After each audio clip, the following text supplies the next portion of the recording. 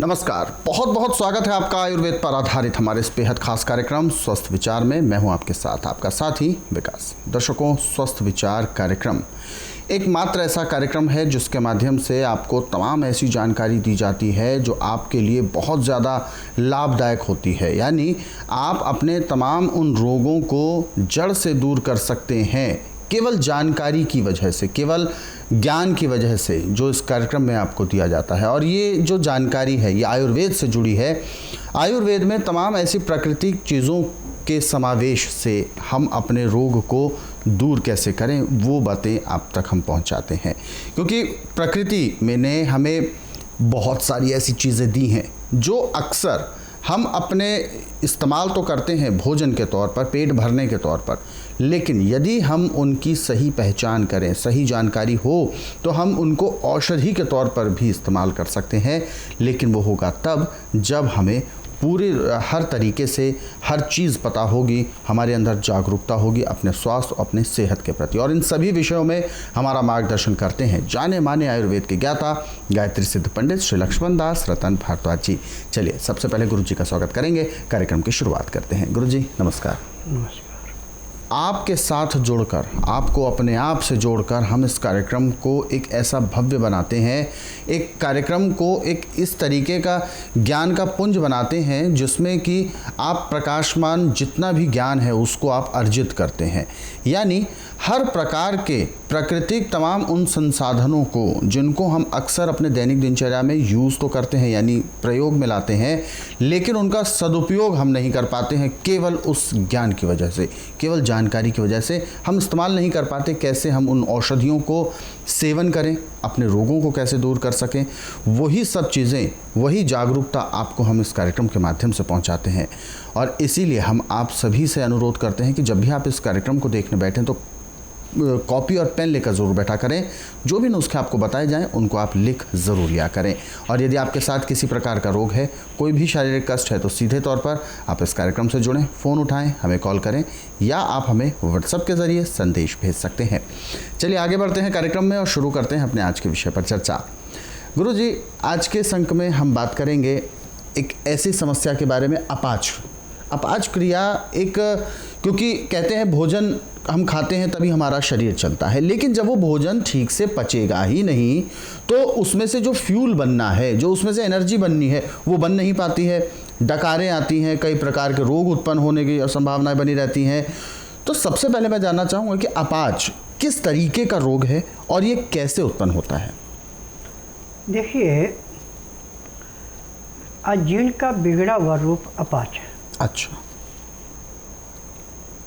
जब आप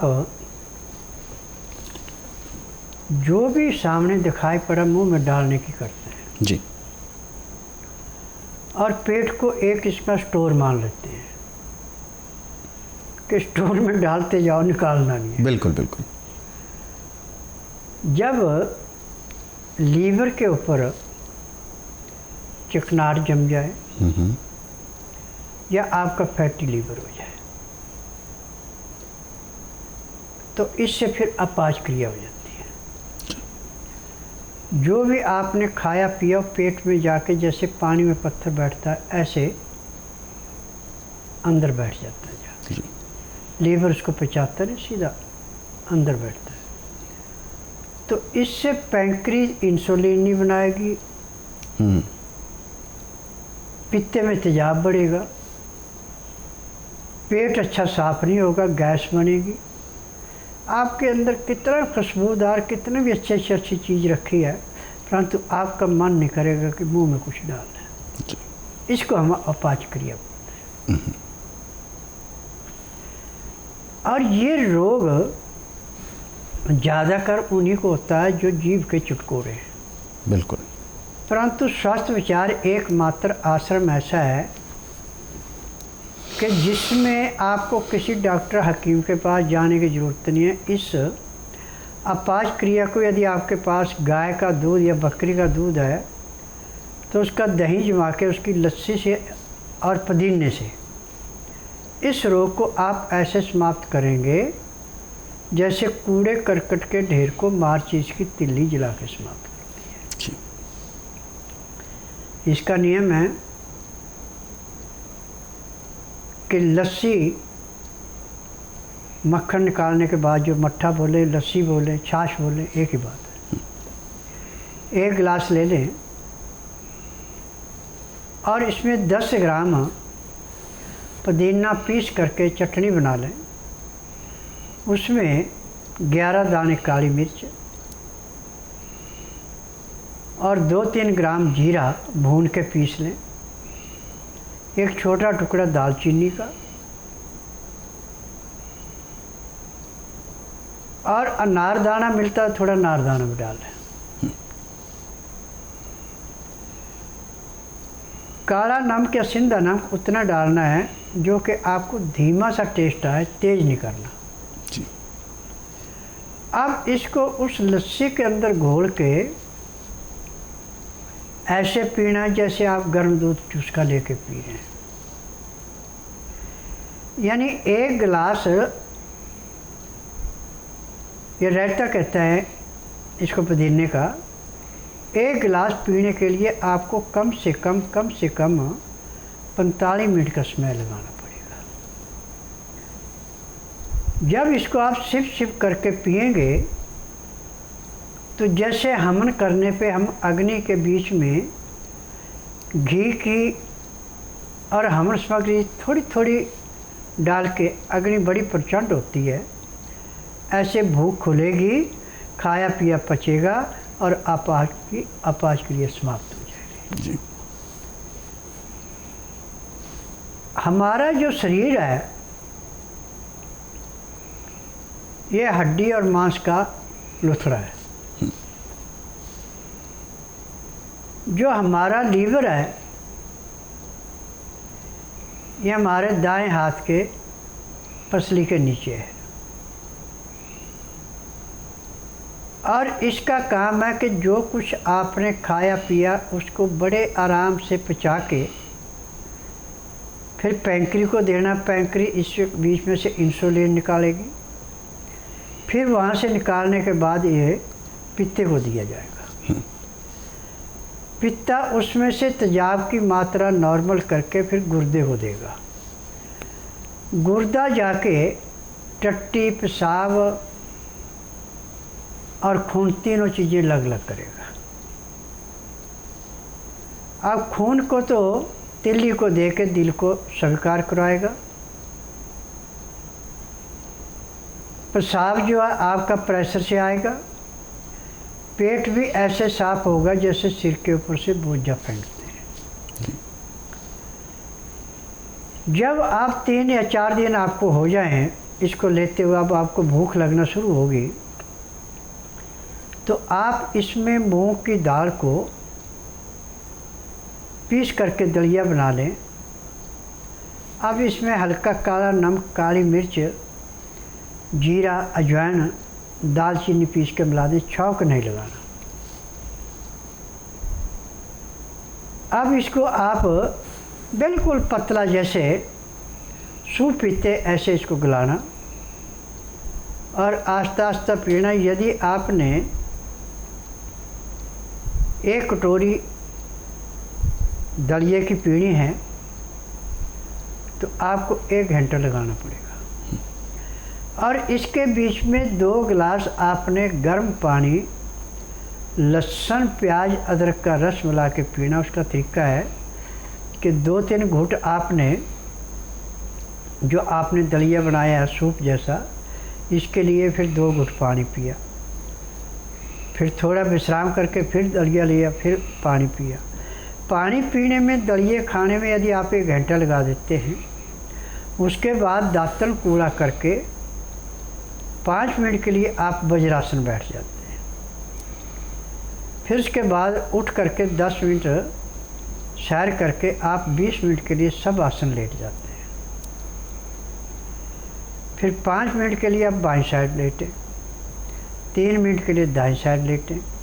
अब उठ करके आप कोई भी धंधा करना, कुछ काम करना, तो आपके शरीर में इतनी चुस्ती होगी जैसे आप 8 घंटे की निद्रा पूरी करके उठे जी। तो ये जो है ये सबसे आसान तरीका है। अपाच क्रिया को समाप्त करने का। परंतु अब एक बात पे ध्यान रखना कि रात का खाना खाने के बाद वज्र आसन से उठ के कम से कम आधा घंटा अपने सैर करनी, फिर 1.5 घंटा अपने विश्राम करना। उसमें चाहे धार्मिक सीरियल देखें, चाहे धार्मिक किताबें पढ़ें, चाहे परिवार से अड़ पड़ोस से बातचीत करें। ठीक रात 9 बजे आपने सो जाना और सोते समय अलोन विलोन करते रहना। पहले बाईं साइड से सांस लेना, दाईं साइड को रोक के रखना, फिर दाईं से छोड़ना, फिर दाईं से उल्टा सांस लेना, फिर बाईं से छोड़ना, फिर बाईं से उल्टा सांस लेना, फिर दाईं से छोड़ना। ऐसे आपको 5 मिनट लगे और भयंकर नींद आ जाएगी। सुबह 4 बजे उठ करके दांतन कूड़ा करके, पेट साफ हो ना हो, आधा घंटा कपालभाति।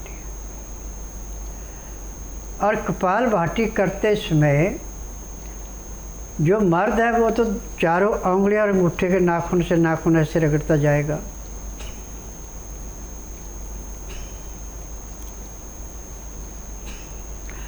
परंतु जो औरतें उन्होंने सिर्फ उंगली के नाखून रगड़ने हैं। जब आप इस क्रिया को करेंगे तो आपकी अपाच क्रिया ऐसे समाप्त होगी जैसे जलती अग्नि में पानी डाल के अग्नि शांत हो जाती है। ऐसे अपाच क्रिया समाप्त होगी, आपको पूर्ण रूप से भूख लगेगी, आप पूर्ण रूप से स्वस्थ हो जाएंगे।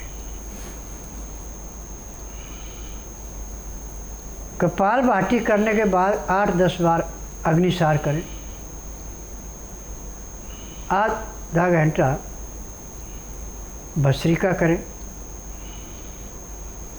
8-10 बार उज्जयी करें, 15-20 बार भ्रमणी करें, 1 घंटा लोन विलोन करना अति आवश्यक है। और लोन विलोन में जब आप नियम रूप से करेंगे तो आपको नींद आ जाती है। जब नींद आने लगे तो थोड़ी देर फिर कपालभाति कर लें। जब आपकी नींद कंट्रोल हो जाए तो फिर लोन विलोन करें। और लोन विलोन करना 1 घंटा अति आवश्यक है। तो आपका रोग ऐसे समाप्त होता है जैसे कूड़े करकट के ढेर को माचिस की तिल्ली जला के समाप्त करती है। परंतु ये क्रिया यदि आप महीना 15 दिन कर लेते तो आपको अपाच का नामो निशान नहीं रहेगा। परंतु आगे भी यदि आप इस कार्य को करते रहते हैं तो आखिरी सांस तक आपको कभी किसी डॉक्टर हकीम के पास जाने की ज़रूरत नहीं है। मैदे की चीज़ें, तली हुई चीज़ें, बासी खाना, बेटाइमा खाना, ठंडा पानी, ये है रोग की जड़ है। आपने जब भी खाना खाना है ताज़ा गर्म खाना खाएं, ताज़ी सब्ज़ी बनाएं। दालें हैं, अनाज हैं, सब्जियां हैं, इनका छिलका निकाल के फेंकना नहीं है। और नरम छिलके वाली दालें सब्जियां लेनी हैं। अनाज आप कोई भी ले उसकी चोकर निकाल के नहीं फेंकनी, चोकर के साथ रोटी बनानी है। छिलके वाली दालें, छिलके वाली सब्जियां खानी, तरीदार खानी है। और रोटियां हमेशा मसल के चूर के खानी है, ग्राइयाँ नहीं खानी। जितनी मसल के खाना खाएंगे, खाना खाते समय 2 गिलास गर्म पानी, लहसुन प्याज अदरक का रस मिला के पिएंगे, उतना आपको लाभ होगा। दिन का खाना आपका 10 बजे तक हो जाए सबसे अच्छे, 12 बजे से पहले खाना अति आवश्यक है। रात्रि का खाना दिन अस्त होने से घंटा 1.5 घंटा पहले खा लें तो सोने पे सुहागा, नहीं तो फिर दिन अस्त होने के 1 घंटे के अंदर अंदर खाना अति आवश्यक है, तब आपको पूर्ण लाभ होगा। बाहर नहीं निकल पा रहे थे, बहुत दिक्कत थी इनको आने जाने में, कहीं नहीं आते जाते थे। बच्चे लोग बहुत डर गए थे कि पापा तुमको क्या हो गया, मगर गुरुजी का भी सख्त विचार देख के हम यहाँ पे गुरुजी के आश्रम में आए हैं। जब दिखाए तो बहुत इनको आराम मिला है। मेरा नाम दयाराम है। मैं ज़िला टीकमगढ़ का रहने वाला हूँ। और मेरे को 10 साल से मेरे पेट में तकलीफ़ थी। उसका इलाज मैं झांसी भी करा चुका, ग्वालियर भी करा चुका, गांव में भी कोई मैंने वैद्य डॉक्टर नहीं छोड़ा, मुझे कहीं आराम नहीं मिला। मैं टीवी के माध्यम से बाबा बालकनाथ जी का प्रचार देखा, उसके माध्यम से मैं ग्वालियर दिल्ली आया। मैंने एक अपना नवस दिखाया, नवस दिखाने के बाद गुरुजी ने मुझे दवाई दी और मैंने एक ही खुराक दवाई खाया, उससे मुझे मेरा पेट साफ़ हो गया, जो कि मेरा आज 10 साल से पेट साफ़ नहीं होता था। मैं शाम को 4 बजे दोबारा उनने देखा तो मुझे जो कमर में पैर में मेरे दर्द हुआ करता था, उनने मेरी नसों को देख करके सही किया और मैं चलने से कम 2 किलोमीटर पैदल चले आया। मुझे कोई तकलीफ़ नहीं हुई किसी तरह की। मुझे पूर्ण आशा है कि मैं स्वस्थ हो जाऊंगा। चलिए आगे बढ़ते हैं कार्यक्रम में और अगले सवाल की ओर रुख करते हैं। अगला सवाल हमें भेजा है कारो लिलहरे जी हैं और ये उड़ीसा से बात कर रहे हैं। इन्होंने अपना सवाल पूछा है, एलर्जी की प्रॉब्लम है, शरीर में लाल लाल से धब्बे हो गए हैं, आँखों के नीचे, हाथ पर, पीठ पर खुजलाते समय बहुत सारी ऐसे चमड़ी सी भी ऐसे उखड़ जाती है, क्योंकि खुजली भी बहुत होती है। कई प्रकार की इन्होंने दवाई ली है लेकिन कोई लाभ नहीं हो रहा है। परमानेंट क्या सॉल्यूशन हो सकता है? देखिए, चमड़ी का जो रोग है इसका इलाज आज पूरे संसार में मेडिकल साइंस के पास बिल्कुल नहीं है। और जो हमारे आयुर्वेदिक, यूनानी, होम्योपैथिक, नेचुरल, इन्होंने सिर्फ थ्योरी पढ़ी, इनके पास प्रैक्टिकल नहीं है। मैं नाड़ी वैद्य हूँ, मेरे पास प्रैक्टिकल है। मेरे पास 10,000 जड़ी बूटियों की पहचान है जिनसे मैं दवाइयाँ बनाता हूँ। मैं किसी की बनी बनाई दवाइयाँ नहीं बेचता, मेरी अपनी फैक्ट्री है दवाइयाँ बनाने की। और ये दवाइयाँ किसी को बाहर बेचने के लिए नहीं दी जाती, सिर्फ जो रोगी मेरे आश्रम में आता है उसी को दवाई दी जाती है। और ये जो खुजा का रोग है, जिस दिन आप आएंगे उस दिन के बाद तो आपको खुजा होगी नहीं, परंतु यहाँ का नियम है कि जिस दिन आना उस दिन बुधवार नहीं होना चाहिए, गुरुवार से लेकर मंगलवार के बीच में आना। जिस दिन आना उस दिन रात्रि 10 बजे तक खा पी के दातन कूड़ा करके बड़ी इलायची मुंह में रख के चूसते रहना। सुबह 9 से 10 के अंदर अपना नामकरण कराना। 10 से 12 में नाड़ी परीक्षण करूँगा। नाड़ी परीक्षण में मैं बोलूँगा कि आपको ये रोग है, आपने न मुँह से बोलना कि क्या बीमारी है, न कागज पत्र दिखाना। फिर उसमें पैर के तलुए से सिर के बाल तक की MRI, CT scan, x ray, ultrasound, ECG, sonography सब कुछ 5 सेकंड में हो जाएंगे। उसमें जो भी कमी शरीर के अंदर पाई जाएगी सब दवाइयाँ दी जाएंगी। दवाइयाँ खाने की हैं, दवाइयाँ पीने की हैं, मालिश करने के तेल हैं। एक तेल ऐसा है जिसको आप मालिश करेंगे तो आपको कितनी भयंकर से भयंकर खुजा हो रही है उसमें ऐसे शांति मिलेगी जैसे जलती अग्नि में पानी डाल के अग्नि शांत हो जाती है, ऐसे आराम मिलेगा। परंतु एक बात का ध्यान रखना, कपड़े आपको सूती पहनने पड़ेंगे, इसमें टेरिकॉट, टेरालिन, टेरीबूल नहीं पहनना। और नमक जब तक आपकी खुजा बिल्कुल समाप्त नहीं हो रही तब तक नमक बिल्कुल त्यागना होगा। और इसमें खाने में चने का आटा यानी साफ चने को छिलके के साथ पिसा के जितनी भूखा उतना आटा लेना है और उतना उसमें प्याज लाल रंग का हो या सफ़ेद रंग का हो वो डालना है, भूरे रंग का प्याज नहीं डालना। इसकी रोटी बनानी है और रोटी जो है गाय के दूध से, बकरी के दूध से खाएंगे तो आपका कितना भी पुराने से पुराना ये सोराइसिस है 1 महीने में हमेशा के लिए जड़ से समाप्त हो जाएगा। और 2 महीने आपको चने की रोटी प्याज मिला के खानी पड़ेगी, उसके बाद आपके मन में जो भी आए वो खा सकते हैं। जी, तो बिल्कुल जो भी आपको गुरुजी ने सलाह दी है उसको नियमित तौर पर आप करने के प्रयास करें, अमल करें और जल्द से जल्द स्वस्थ विचार आश्रम आए, क्योंकि आपके इस रोग में नियम परहेज़ बहुत सख्त होंगे। इस विषय का भी आप ध्यान रखिएगा। नियम परहेज़ कर सकते हैं तो ही आप यहाँ पर दवाई ले सकते हैं, औषधि ले सकते हैं। स्पष्ट तौर पर गुरुजी का यही कहना है, नियम परहेज़ के बिना दवाई नहीं दी जा सकती, औषधि नहीं दी जा सकती। इसीलिए आपको भी ये सलाह दी गई है, आप जल्द से जल्द स्वस्थ विचार आश्रम आ सकते हैं। अधिक जानकारी के लिए हेल्पलाइन नंबर्स पर कॉल करें, नंबर आपके टीवी स्क्रीन पर है।